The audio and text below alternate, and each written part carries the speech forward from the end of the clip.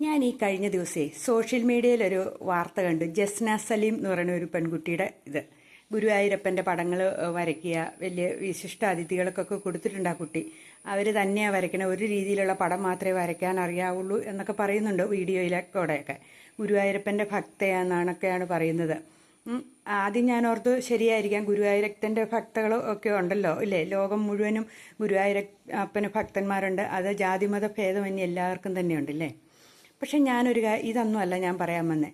ഗുരുവായൂർ അമ്പലം അല്ലെങ്കിൽ അമ്പലം എന്ന് പറയുന്നത് ഒരു പ്രൈവറ്റ് പ്രോപ്പർട്ടി ആയിട്ടാണ് ഞാൻ മനസ്സിലാക്കി വെച്ചേക്കണം. എല്ലാ അമ്പലങ്ങളും തന്നെ അങ്ങനെയാണ്. ഗവൺമെൻറ് ദേവസ്വം ബോർഡിൻ്റെ ആണെങ്കിൽ പോലും അതിന് ചിലത് ഒക്കെ അമ്പലങ്ങൾ അങ്ങനെയാണ്, പ്രൈവറ്റായിട്ടാണ് അറിയപ്പെടുന്നത്.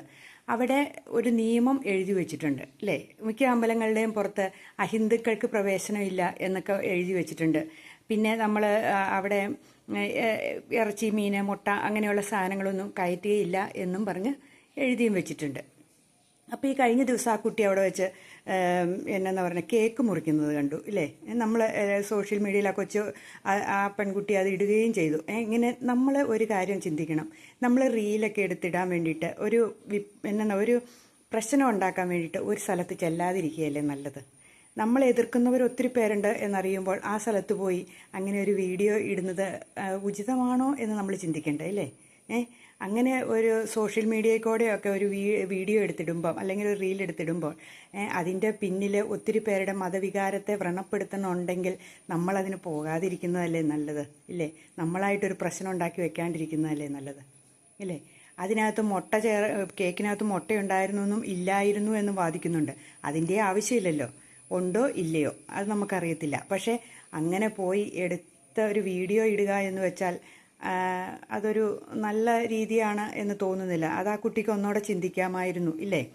പിന്നെയുണ്ട് അവിടെ വെച്ച് ഗുരുവായൂരപ്പൻ കാണിച്ചു തന്നതാണ് എനിക്കെതിരെ വീഡിയോ ഇടുന്നവരെ എന്നൊക്കെ പറഞ്ഞുകൊണ്ട് ആ കൊച്ച് പറഞ്ഞ് ഒരാളോട് വാക്കുതർക്കമൊക്കെ ഉണ്ടാക്കുന്നത് കണ്ടു.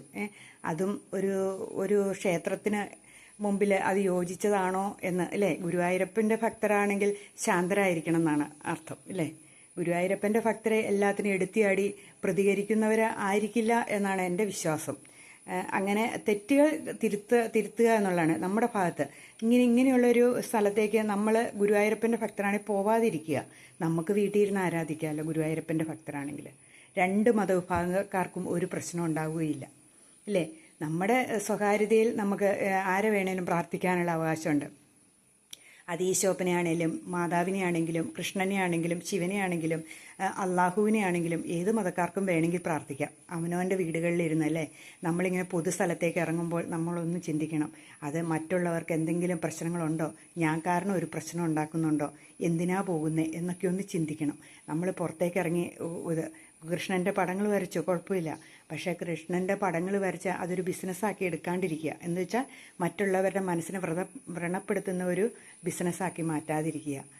നമുക്ക് നമ്മുടെ ഇഷ്ടങ്ങൾ നമ്മൾ പ്രകടിപ്പിക്കുക. അതെവിടെ വേണമെങ്കിലും ചെയ്യാം, എവിടെ മാർക്കറ്റിൽ വിൽക്കാൻ പറ്റുമല്ലോ ഇല്ലേ. അല്ലാതെ ഇങ്ങനെ കൊണ്ടുനടന്ന അമ്പലങ്ങൾ എന്ന് പറഞ്ഞിട്ടുണ്ട് വേറെ ഒരു കൾച്ചറുള്ള സ്ഥലമാണ്. അവിടെ ഭയങ്കര ശുദ്ധിയും വിശുദ്ധിയും ഹിന്ദുക്കൾ പോലും തന്നെ ഭയങ്കര ഇതോടുകൂടി നോക്കുന്ന ഒരു സ്ഥലങ്ങളാണ് ഇല്ലേ. അത് ആരാധിക്കാൻ എല്ലാവർക്കും അവകാശമുണ്ട്. പക്ഷേ അവിടെ ഒരു നിയമം വെക്കുമ്പോൾ നമ്മൾ ആ നിയമം പാലിക്കണം ഇല്ലേ. അതല്ലേ വേണ്ടത്.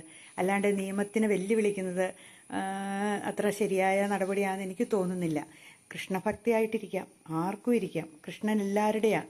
പക്ഷേ നമ്മളതിനൊന്നുകൂടെ ഒന്ന് കണക്ക് കൂട്ടണം. അതിനെ വ്രണപ്പെടുത്തണുണ്ടോ അല്ലെങ്കിൽ ആരുടെയെങ്കിലും മനസ്സിന് വേദനകൾ ഉണ്ടാക്കുന്നുണ്ടോ എന്ന് നമ്മൾ ചിന്തിക്കുന്നത് നല്ലതാണ്. ആ കുട്ടി ചെയ്തത് ആ കുട്ടിക്ക് തന്നെ മനസ്സിലായി എന്ന് എനിക്ക് വിചാരിക്കുന്നു. തെറ്റാണെങ്കിൽ തിരുത്തുക ആ കുട്ടി, എന്നിട്ട് ഇനി ഒരു പ്രശ്നം ഉണ്ടാക്കാതിരിക്കാൻ ശ്രമിക്കുക. അതാ വേണ്ടത് അല്ലേ. ഇങ്ങനെയുള്ള പ്രശ്നങ്ങളൊക്കെ വരുമ്പോൾ അത് വലിയൊരു വിഷയത്തിലേക്ക് മാറിപ്പോകാൻ സാധ്യത കൂടുതലാണ്. എന്തിനാണ് നമ്മളായിട്ടൊരു പ്രശ്നത്തിന് പോകണത്. നമ്മളായിട്ട് ഒതുങ്ങിക്കൂടി ജീവിക്കുകയല്ലേ വേണ്ടത് അല്ലേ. രണ്ട് മതവിഭാഗക്കാർക്കും ഒരു പ്രശ്നമില്ലാണ്ട് വരൂല്ലേ. എന്തെല്ലാം ആ കുട്ടിയെക്കുറിച്ച് സോഷ്യൽ മീഡിയയിൽ കൂടെ വരുന്നു. അപ്പം ഒന്ന് മനസ്സിലാക്കുക, നമുക്കെതിരായിട്ടുള്ള ഒത്തിരി പേരുണ്ടെന്ന് മനസ്സിലാക്കുക. അപ്പം അതിനെ പിന്നെയും ഒരു തീപ്പൊരി ഊതി ഊതി ഊതി കത്തിക്കേണ്ട കാര്യമൊന്നുമില്ലല്ലോ അല്ലേ. അപ്പം ജസ്ന ഒന്നോടെ ചിന്തിക്കുന്നത് നല്ലതായിരിക്കും എന്നെനിക്ക് തോന്നി. അതുകൊണ്ടാണ് ഇങ്ങനെ ഒരു വീഡിയോ ഇട്ടത്.